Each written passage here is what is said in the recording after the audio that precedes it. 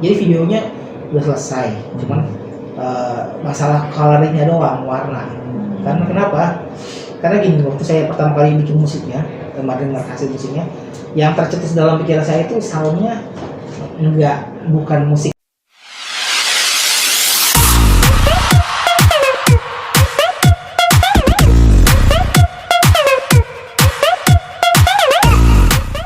Tiga bawang dulu ya.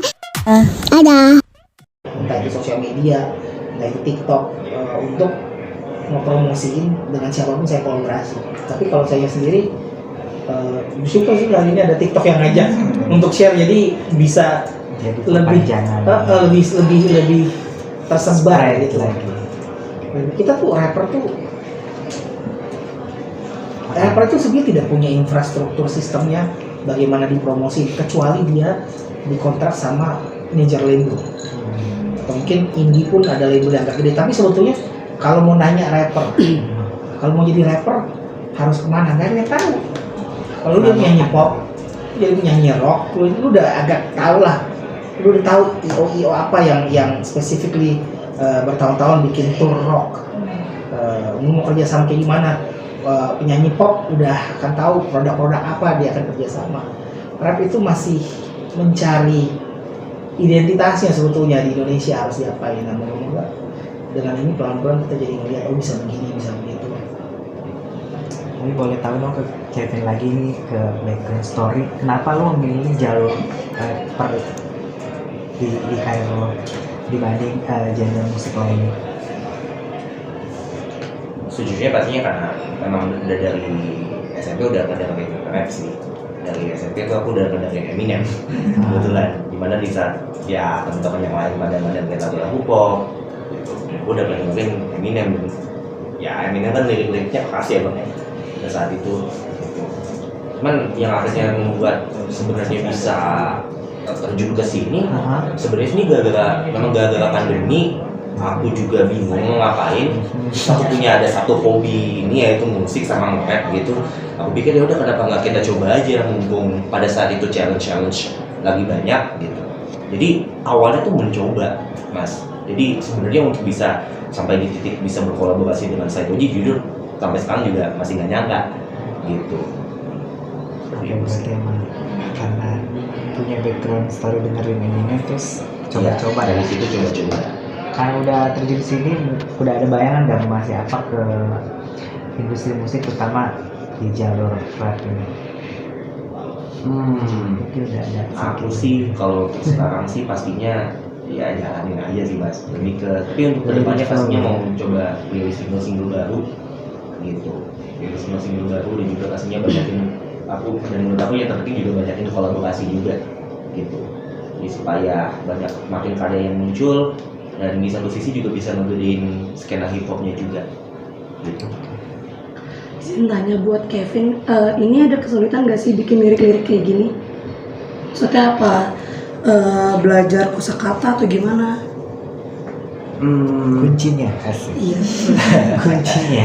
Kunci karena kebetulan juga aku dari SMP juga udah sering nulis. Jadi kadang kalau misalnya lagi jam pelajaran gitu di tengah-tengah guru lagi ini aku diem-diem nulis di selembar kertas gitu-gitu. Dan jadi entah kenapa memang dalam proses pembuatan ini juga ketika udah nemu suatu tema besar mana tadi tentang bagaimana ya kasih hati tadi itu langsung ngalir aja Mbak dalam penulisannya gitu.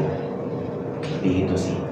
Biasanya orang kalau jadi rapper tuh kalau memang dimulai karena memang ada gregetnya untuk mendalami, aku pengen bisa nulis yang keren. Ya, yang gak heran Kevin bisa jadi pemenang Kolom Prabu karena begitu emang udah di situ ya udah mengalir.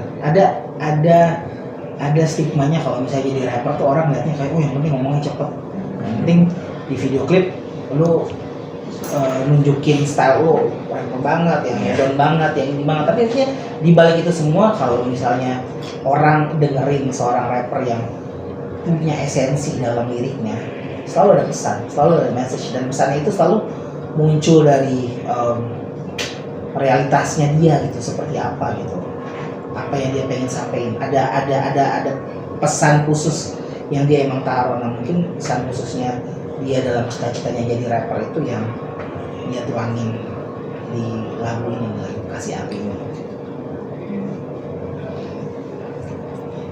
Ada lagi yang mau bertanya? Ya. Tapi butuh berapa lama sih sampai nyiptain lirik yang buat Kasih Api?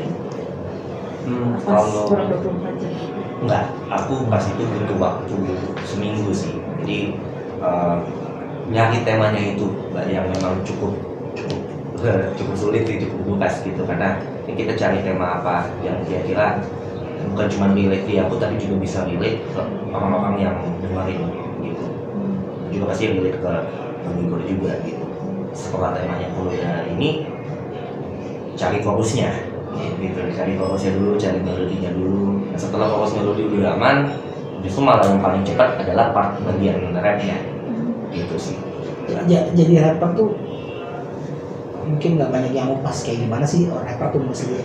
Rapper itu memang harus punya wawasan yang luas, tapi di saat yang sama sisi jiwa jiwa literasinya tuh mesti tinggi. Jadi kayak kita harus cepat bisa mengasosiasikan suatu, entah itu perasaan, entah itu ide, nyari rimanya tuh gimana gitu.